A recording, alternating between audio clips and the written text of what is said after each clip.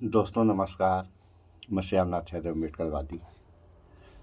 America से जो अवैध भारतीय भारत भेजे गए पहली खेप में वो तो हथकड़ी बेड़ी में आए थे और दूसरी और तीसरी खेप में भी इसी तरह भेजा गया। आखिर ऐसा अमेरिका क्यों कर रहा है, ये सोचने वाली बात है। तो दोस्तों, सबका विचार अलग अलग होता है। सारे लोग अपने विचार से सोचते हैं। कोई किसी सही को गलत कहता है और कुछ लोग गलत को भी सही कहने वाले मिलते हैं।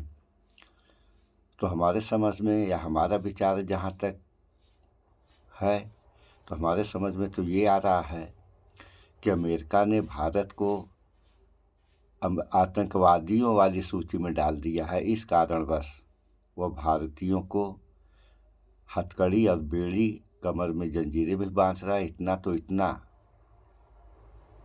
औरतों और बच्चों को छोड़कर जो पुरुष थे उन्होंने तो हथकड़ी बेड़ी में भेजा ही, और जो सरदार यानी पंजाबी लोग थे उन लोगों के सर पे पगड़ियाँ भी नहीं थी। तो इतना बड़ा अत्याचार अमेरिका कर रहा है। और भारत के कर्णराज जो 56 इंची सीने वाले दुनिया के सबसे महान प्रधानमंत्री, इनके मुँह से दो शब्द नहीं निकल रहे हैं कि तुम ऐसा कर रहे हो तो क्यों कर रहे हो। अंतर्राष्ट्रीय मार्केट है, अंतर्राष्ट्रीय स्तर पर इस बात को उठाना चाहिए। ये कौन उठाएगा? विदेश मंत्री जयशंकर हैं, इनका कहना है कि जो गलती करेगा उसको सज़ा मिलेगी। तो इनके समझ में सज़ा मिल रही है। अरे और देश तो थे जिन देशों की आबादी 2-4 करोड़ है, अपने नागरिकों को अपने जहाज़ से मंगा लिए। और यहाँ क्या हो रहा है ये आप लोग देख ही रहे हैं। कोई बोलने वाला नहीं, जो भी हो रहा है होने दो। सुनिए इस वीडियो में आप लोग। अमेरिकी वायुसेना का एक और विमान भारत की धरती पर उतर चुका है। बीती रात अमृतसर एयरपोर्ट पर एक विशेष विमान ने लैंड किया, जिसमें 112 भारतीय प्रवासी सवार थे, जो अमेरिका से डिपोर्ट किए गए हैं। रविवार को अमेरिका की ट्रंप सरकार ने ये तीसरा सैन्य विमान भारत भेजा, जिसमें अवैध प्रवासियों को वापस लाया गया। परंतु इस यात्रा की भयावह सच्चाई ये थी कि महिलाओं और बच्चों को छोड़कर पुरुषों को बेड़ियों में जकड़कर भेजा गया। डिपोर्ट किए गए लोगों में 7 बच्चे भी शामिल हैं। इनमें पंजाब के 31 लोग, हरियाणा के 44, गुजरात के 33, उत्तर प्रदेश के 2, हिमाचल प्रदेश और उत्तराखंड के एक नागरिक शामिल हैं। कुल मिलाकर 89 पुरुष, 10 बच्चे और 23 महिलाएं इस विमान से भारत लौटे।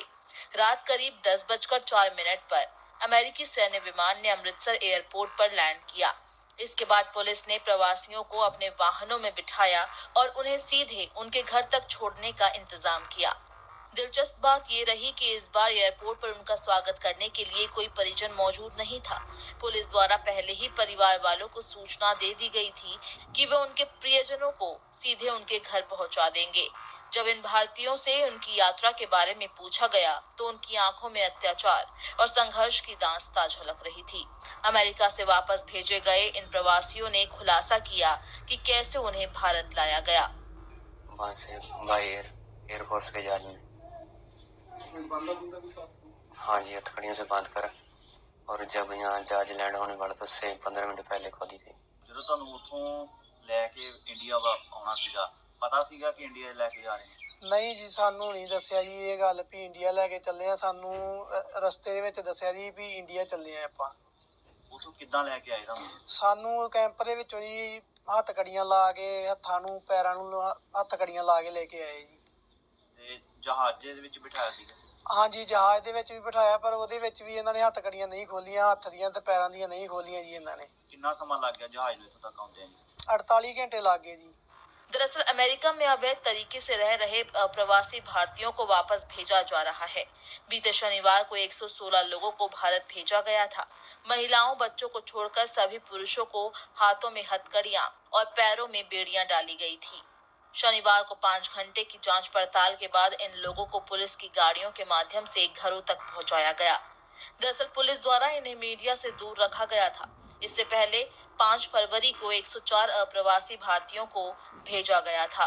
इस प्रकार 3 समूहों में अब तक 377 लोगों को अमेरिका ने भारत भेजा है। इसके अलावा एक दावा ये भी किया जा रहा है कि सिख विमान से उतरे कुछ सिख युवकों के सिर पर पगड़ी नहीं थी। हालांकि इस संबंध में ना तो प्रशासन से कोई जानकारी मिली है कि उनके सिर पर पगड़ी क्यों नहीं थी और ना ही उनके परिवारजनों को। हाँ, ये जरूर है कि कुछ सिख चिल्लाते हुए बाहर निकले थे। उनके चिल्लाने का कारण भी स्पष्ट नहीं है। दरअसल पुलिस द्वारा उन्हें मीडिया से दूर रखा गया और इसे लेकर कोई आधिकारिक पुष्टि भी नहीं है।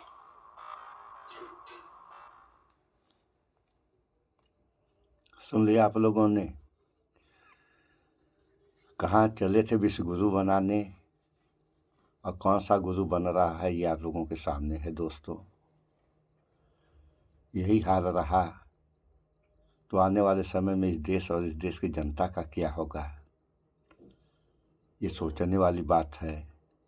और इस पर विचार भी करें आप लोग कि जो हो रहा है विश्व गुरु के साथ, ये हमारे समझ से तो इसके कहने के शब्द नहीं हैं। एकदम अंतिम स्तर पर जो निंदनीय काम होता है, भारतीयों के साथ ऐसा काम हो रहा है।